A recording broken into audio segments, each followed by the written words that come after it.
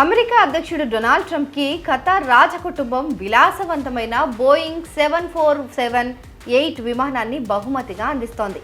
ఈ విమానం ధర $400 మిలియన్, అంటే మన కరెన్సీ ప్రకారం దాదాపు 3,417 కోట్ల రూపాయలు.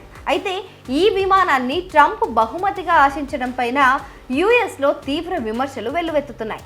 ముఖ్యంగా రాజకీయ ప్రత్యర్థులు ట్రంప్ పైన దుమ్మెత్తిపోస్తున్నారు. అంతేకాకుండా అమెరికా నిఘా సంస్థలు సైతం భయపెడుతున్నాయట.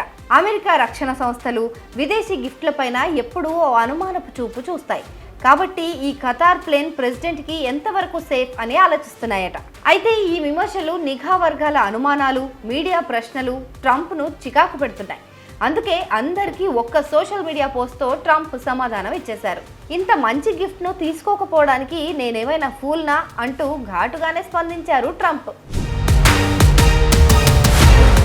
బోయింగ్ 747 విమానాన్ని బహుమతిగా ఖతార్ తనకు ఇవ్వడం లేదని, United States air force department of డిఫెన్స్కు ఇస్తోందని పోస్ట్లో ట్రంప్ పేర్కొన్నారు.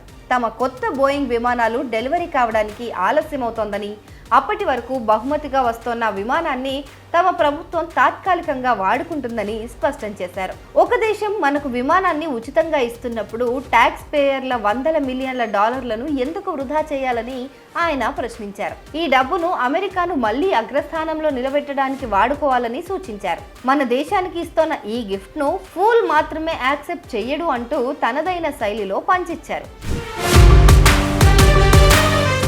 89 సీట్లతో ఫ్రెంచ్ ఇంటీరియర్ డిజైన్తో రూపొందించిన ఈ విమానం ఓ రాజమందిరాన్ని తలపిస్తోంది. ఈ విమానాన్ని 2012లో Hamad bin Jassim bin Jaber Al Thani కోసం తయారు చేశారు.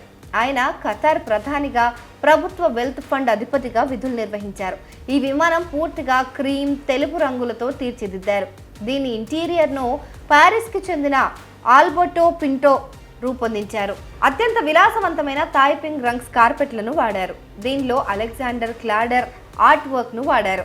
విమానం అప్పర్ డెక్లో master bedroom, bathroom, guest bedroom, private lounge, office, సిబ్బంది గదులు ఉన్నాయి.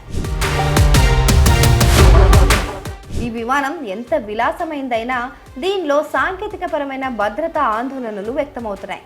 ఇలాంటి విదేశీ గిఫ్ట్లతో కేవలం అమెరికా అధ్యక్షుడిపైనే కాకుండా ఆయనతో ప్రయాణించే వారిపైన కూడా ఇంటెలిజెన్స్, ట్రాకింగ్, కమ్యూనికేషన్లలోకి చొరబడే అవకాశాలు ప్రత్యర్థులకు ఇచ్చినట్లు అవుతుందని వాదనలున్నాయి. వాస్తవానికి ట్రంప్ $3.9 బిలియన్ 2 సరికొత్త ప్రెసిడెన్షియల్ విమానాల కొనుగోలుకు ప్రయత్నిస్తున్నారు. కానీ వాటి డెలివరీల్లో ఆలస్యం జరగడంతో ఆయన అసహనానికి గురవుతున్నారు. దీంతో ప్రత్యామ్నాయ మార్గాలను అన్వేషిస్తున్నారు. ఈ క్రమంలో ఆయన కన్ను ఖతార్ గిఫ్ట్ పైన పడింది. ఒకవేళ ఈ విమానం ట్రంప్ చేతికి వచ్చినా ఎయిర్ ఫోర్స్ తన ప్రమాణాలకు తగ్గట్టు రెట్రో ఫిట్టింగ్ మళ్లీ చేయించుకోవాల్సి ఉంటుంది.